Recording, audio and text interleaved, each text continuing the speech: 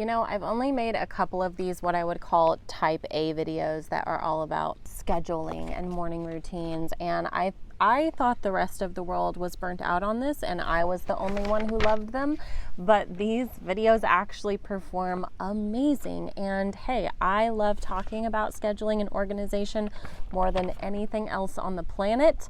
It makes me tick. Let's get into how we accomplish lots of learning in a lot less time.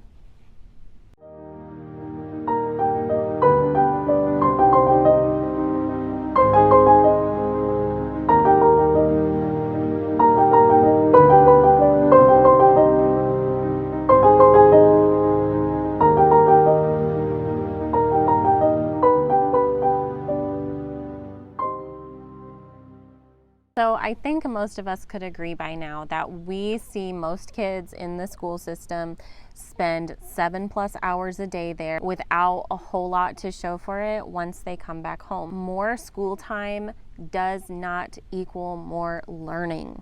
And we're finding this with everything, right? Like there's been quite a shift in the workaholic trend. The get up at 2 a.m. and do 3 workouts 5 hours before the rest of your family rises.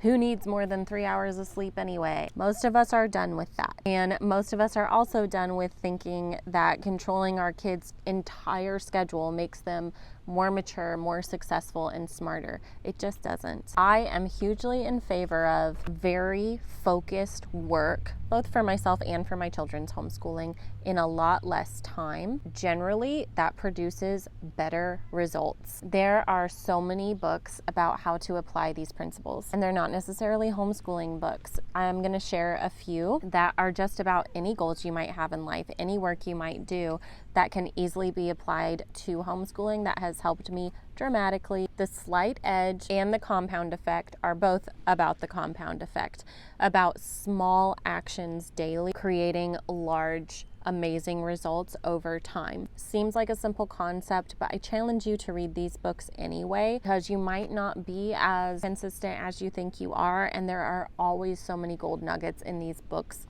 that you don't expect. Essentialism is another great book, just as far as focusing purely on what matters in life and not letting yourself be overwhelmed by anything else.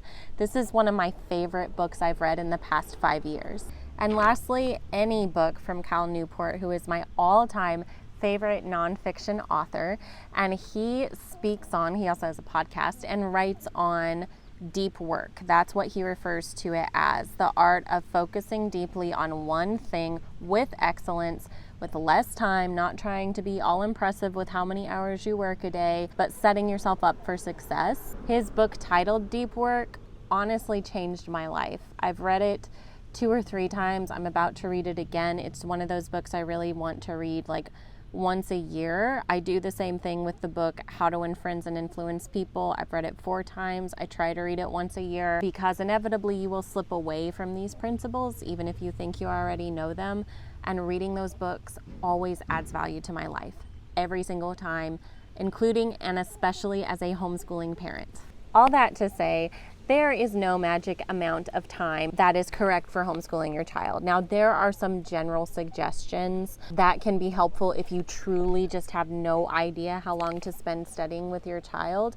But the greater point is not how long you spend on it. The greater point is how much effort, how much time helps the child the most, benefits the child academically the most. That is the goal, not fitting into any kind of box as far as other people's expectation for homeschooling, not checking off any boxes, just what benefits the child. I try to always come back to that. So here are my 3 best tips for accomplishing more learning in less time. Number 1 is to use open and go curriculum. Now, there are thousands of homeschool curriculum out there. You can watch flip throughs. I've made some myself, some book reviews, but open and go just means that you don't have to prep a lot. You don't necessarily have to pick out read aloud stories or find them. You don't have to buy craft supplies. You don't have to get a bunch of any supplies out before you begin your lesson. In fact, you may not even need to look at the lesson before you teach it. That's typically the case for us. I mean, it helps a little if I spend a couple minutes looking at their lesson before I call them over, but overall, we are totally able to just open the book, read the directions, and do it. We just pick up where we left off the day before. Now, some parents both have time and prefer to have more control over the curriculum. So especially if you want to do unit studies like Gather Round or like A Gentle Feast, those are going to have a whole lot of room for you to choose documentaries, choose books, choose how much you study, how much research you do, how long the lesson's going to be. And that's really just personal preference, but as far as making things timely for me, I like something that I can open the book, teach it to my kids, close the book, and be done. For us, we use All About Reading, Handwriting Without Tears, Math Lessons for a Living Education, and then we do a lot of read aloud books, but I choose all of them before the start of the homeschool year, and I never have to think about it again. I just follow the plan I've put in place. I want to throw out there that The Good and the Beautiful is also very, very open and go. Number 2 is to lean into read aloud books. There are so many free reading lists out there, and you are covering a ton of several subjects all at once every time you read aloud to your child. Every time I read A Cry from Egypt to my kids, they're learning grammar, they're learning history, they're learning social studies, they're learning geography, and they're learning Bible. Some places to look for book lists would be the book The Read Aloud Family, the book Give Your Child the World. Also, search in TikToks, YouTube, Google, blog posts.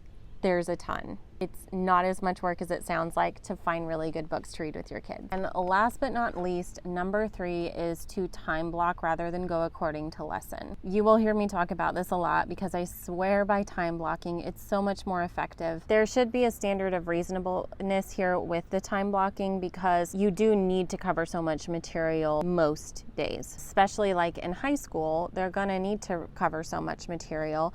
But 1, leave room for days that are extra tough or it's harder to get a new concept, learn a new concept. Understand you might not cover as much those days, and that's where time blocking gives you so much grace to be able to just focus on learning, not on material covered. I'll just throw some suggestions out there. Preschool through 1st grade is going to look like 30 minutes to an hour a day. 2nd through 5th grade is going to look more like 90 minutes to 3 hours a day. From there, it's going to be 3 to 5 hours a day. This is not law. This is not a rule. This is just me trying to throw out there some general helpful ideas. You can also go on Pinterest and look up homeschool time blocking or how long it takes to homeschool each grade and see other people's suggestions, how other people do it. I have a 10-year-old and a 7-year-old, and they both spend about 2 hours a day on school. My older one spends a solid 2 hours or more. My 7-year-old spends a little less than, she spends an hour and a half to 2 hours. They cover absolutely everything they need to in a day. So I spend 3 hours teaching because there's 1 hour of group subjects we all do together. Then we break off and I work with Daisy for 25 minutes twice, 2 different classes. Silas 30 minutes twice, 2 different classes. If you set aside, 15 or 20 minutes to do a daily class and you get to the end of your first quarter or your first semester and you're like, we didn't cover enough material, then one possible reason is that your time block isn't long enough. So I say stick to time blocking, but I also say be reasonable, review what you're accomplishing regularly, but don't base it all on one hard day either. I definitely believe in quality over quantity with learning and work for sure. I hope you guys enjoyed this video, and if you did, you'll want to be sure to check out my free video class, Homeschooling Excellent Time Management, where I go over just the basics of how I manage my time with excellence and still get everything in as a single homeschooling parent. It's 11 minutes long and it's linked below. See you next time. Bye.